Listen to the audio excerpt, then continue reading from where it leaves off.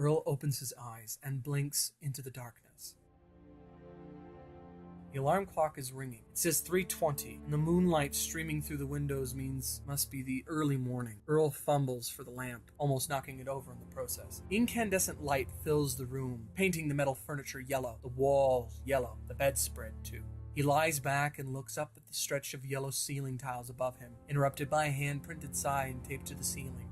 He reads the sign 2, maybe 3 times, then blinks at the room around him.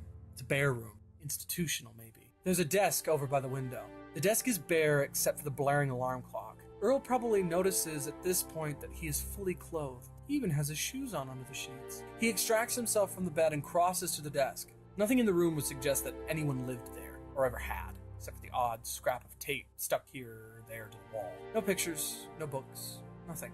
Through the window he can see the full moon shining on carefully manicured grass. Earl slaps the snooze button on the alarm clock and stares a moment at the 2 keys taped to the back of his hand.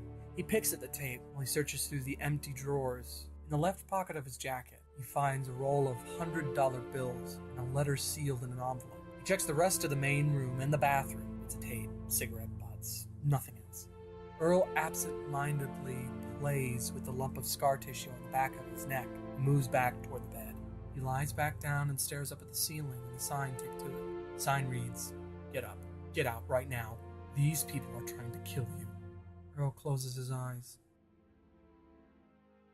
They tried to teach you to make lists in grade school, remember? Back when your day planner was the back of your hand. And if your assignments came off in the shower, well, they didn't get done. No direction, they said. No discipline. So, they tried to get you to write it all down somewhere more permanent, of course. Your grade school teachers would be laughing their pants wet if they could see you now, because you've become the exact product of their organizational lessons. Because you can't even take a piss without consulting one of your lists. And they were right. Lists are the only way out of this mess. Here's the truth. People, even regular people, are never just any one person with one set of attributes. It's not that simple. We're all at the mercy of the limbic system, clouds of electricity drifting through the brain. Every man is broken into 24-hour fractions, and then again within those 24 hours. It's a daily pantomime.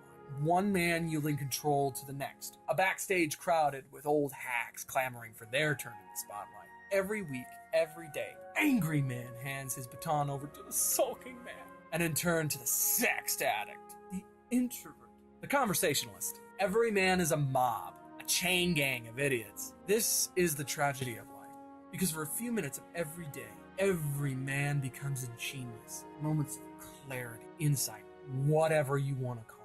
The clouds part, planets get in a neat little line, everything becomes obvious. I should quit smoking. Or, here's how I could make a fast million. Or, such and such is the key to eternal happiness. That's the miserable truth. For a few moments, the secrets of the universe are open to us. Life is a cheap parlor trick. But then the genius, the savant, has to hand the controls over to the next guy down the pike. Most likely the guy who just wants to eat potato chips. And insight and brilliance and salvation are all entrusted to a moron or hedonist or narcoleptic. The only way out of this mess, of course, is to take steps to ensure that you control the idiots you become. To take the chain gang hand in hand and lead them. The best way to do this is with a list. It's like a letter you write to yourself. A master plan, drafted by the guy who can see the light, with steps simple enough for the rest of the idiots to understand. Follow the steps 1 to 100. Repeat as necessary.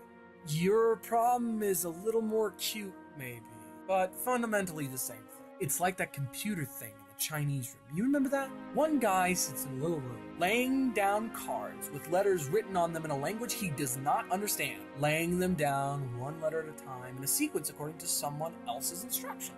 The cards are supposed to spell out a joke in Chinese. The guy doesn't speak Chinese, of course. He just follows his instructions. There are some obvious differences in your situation, of course.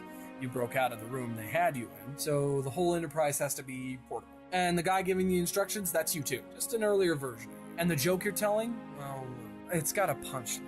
I just don't think anyone's going to find it very funny. So that's the idea. All you have to do is follow your instructions, like climbing a ladder or descending a staircase. One step at a time. Write down the list. Simple. And the secret, of course, to any list is to keep it in a place where you're bound to see it.